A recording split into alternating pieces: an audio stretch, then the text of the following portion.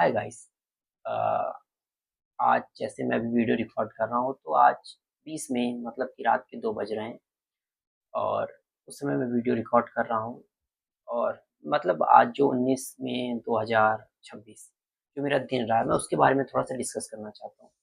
जैसे कि आज मेरा एग्ज़ाम था हिस्ट्री का, हिस्ट्री ऑफ इंडिया 1600 से 750 के बीच में जो पीरियड होता है उसके एग्ज़ाम था। तो सबसे इम्पोर्टेंट ये था कि आज मेरे साथ एक ऐसा इंसिडेंट हुआ। जैसे कि मेरा एग्ज़ाम था, मेरे बगल में एक लड़का बैठा था जो था कॉमर्स डिपार्टमेंट का, उसका एग्ज़ाम था। तो सबसे पहले ये हुआ कि 1 घंटे लगभग 45 मिनट बाद वो बाहर गया और वहाँ से वो फ़ोन ले आया, मुझे नहीं पता।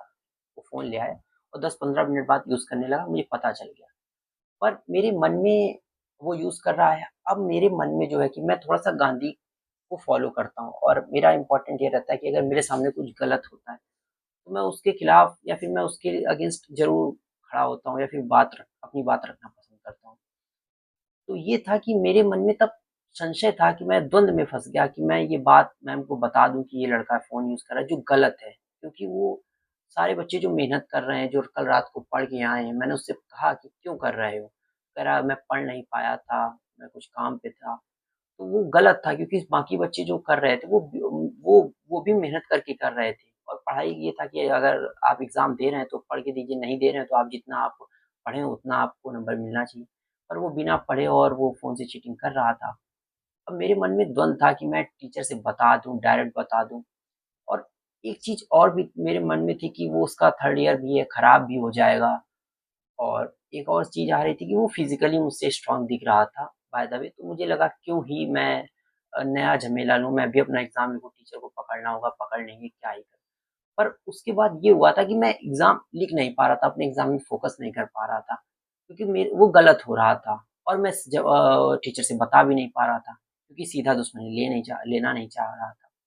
फिर वही मुझे समझ में आया कि अगर यहाँ पर गांधी होते, तो वो क्या करते?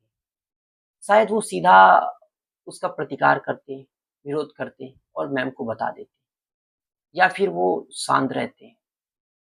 पर मैं जब देखता हूँ कि गांधी अगर वहाँ पर होते तो वो शांत तो ज़रूर ना रहते, क्योंकि गांधी का अगर आप हिस्टोरिकल बैकग्राउंड देखेंगे तो गांधी जब इंग्लैंड में है या फिर अफ्रीका में है, साउथ अफ्रीका में है, तो वो उन चीज़ों का विरोध कर रहे हैं। अगर उनके सामने शोषण हो रहा है या चीज़ों के साथ भेदभाव हो रहा है, वो शोषण हो रहा है उनके साथ, तो वो वहाँ पर आवाज़ उठा रहे हैं।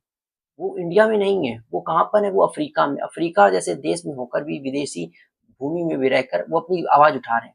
और मैं उस समय मैं दिल्ली में अपने शहर, अपने देश की राजधानी में हूँ और मैं वहाँ पर अ, अपना स्टैंड नहीं ले पा रहा हूँ। ये गलत है, मैं टीचर को बता दूँ। और फिर ये मन में आया कि यार क्यों द्वंद का दूसरा व्यक्ति यहाँ पर, क्यों लड़ाई लेना, क्यों सारी चीज़ें करना। ये जो द्वंद मेरे मन में रहा, इसने मेरा काफ़ी नुकसान किया। और सबसे इम्पोर्टेंट चीज़, अगर मैं ये मानता हूँ, अगर आप सच हैं, अगर आप सच्चे हैं और आपके साथ जो आप काम कर रहे हैं या फिर जो आप बताना चाह रहे हैं उसके प्रूफ भी हैं कि वो सच था, वो चीटिंग करके काम कर रहा था।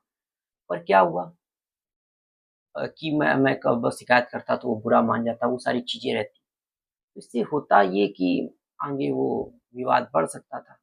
और सबसे इम्पोर्टेंट चीज़ मेरा द्वंद था, मैं बताऊँ, ना बताऊँ, और बता दिया तो साल भी खराब हो जाएगा, मन से अच्छा भी नहीं लग रहा था। और दूसरा ये था कि अगर बता देता हूँ तो शायद अ, हिंसा का प्रवृत्ति का कोई व्यक्ति हो सकता है। मुझे उतना नहीं पता कि किस प्रवृत्ति का व्यक्ति है।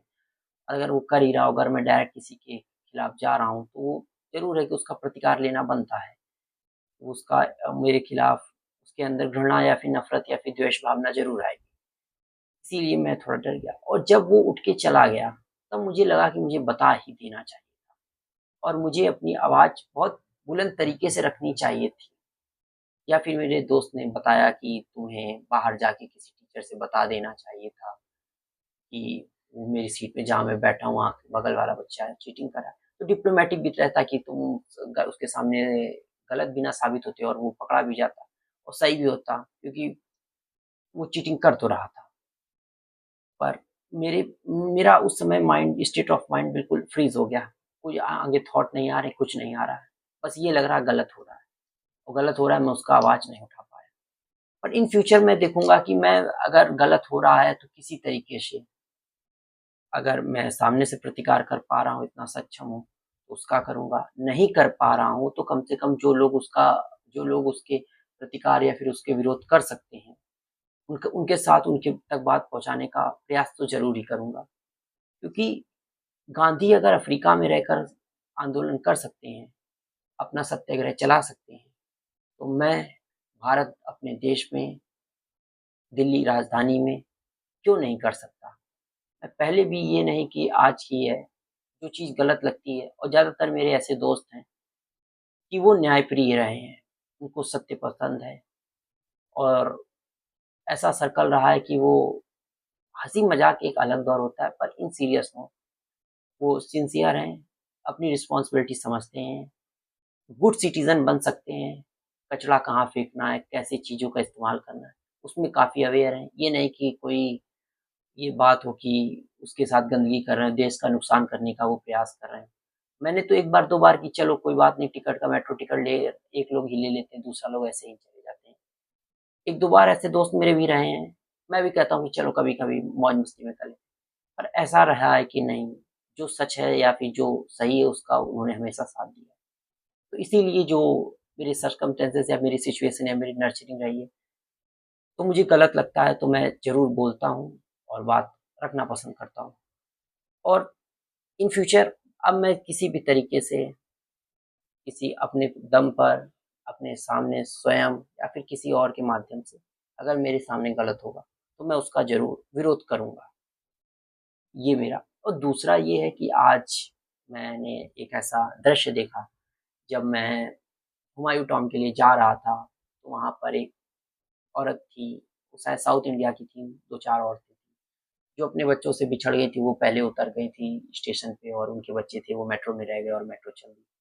तो वो दृश्य एक था कि वो काफ़ी भावनात्मक पल रहा, भले 2-3 मिनट का रहा पर वो काफ़ी रहा, वो किस तरीके से चिल्लाएँ, किस तरीके से वहाँ पर अफरा-तफरी मच गई।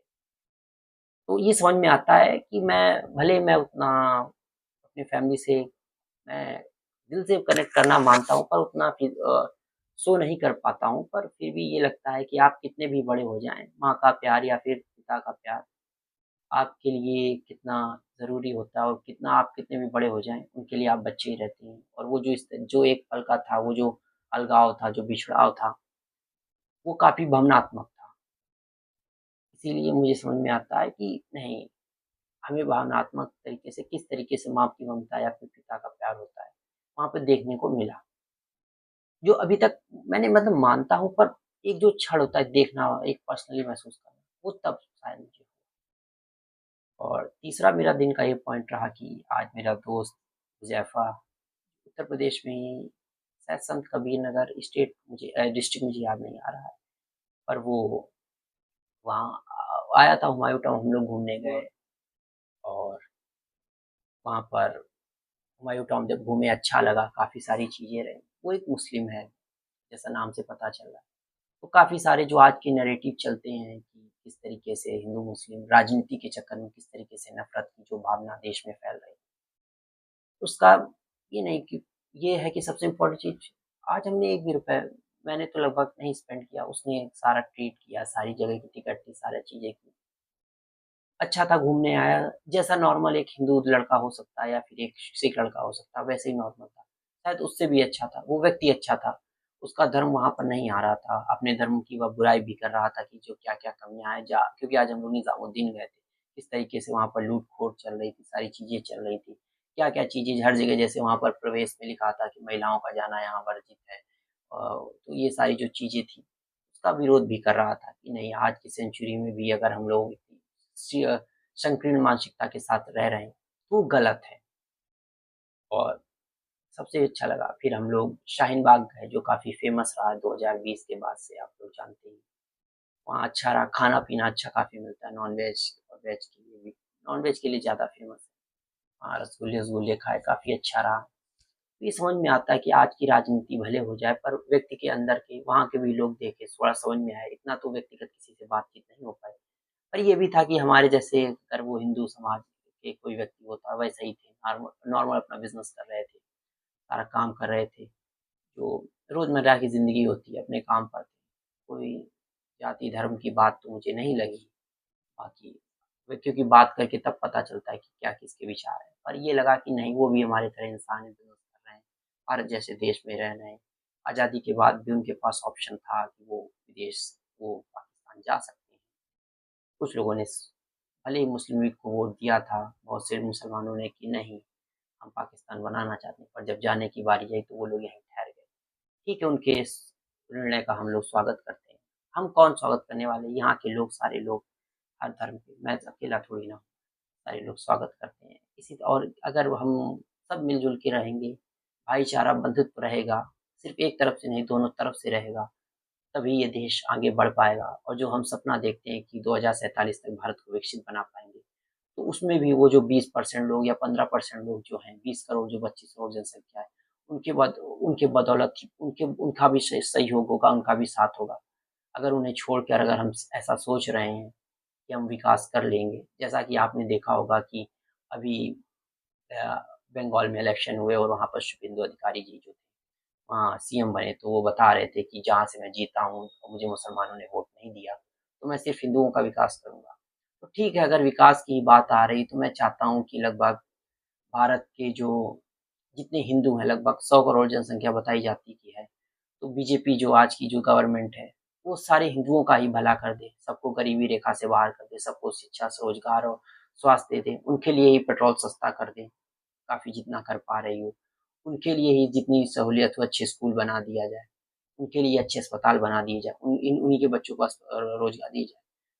मैं तो ये चाहता हूँ कि इस बार मुसलमान को अगर सच में लगता है, क्योंकि उनका रिप्रेजेंटेशन उस पार्टी में तो नहीं के बराबर है, तो आप लोग इंतज़ार कर लीजिए 5 साल वो सिर्फ हिंदुओं का विकास करना चाहते हैं।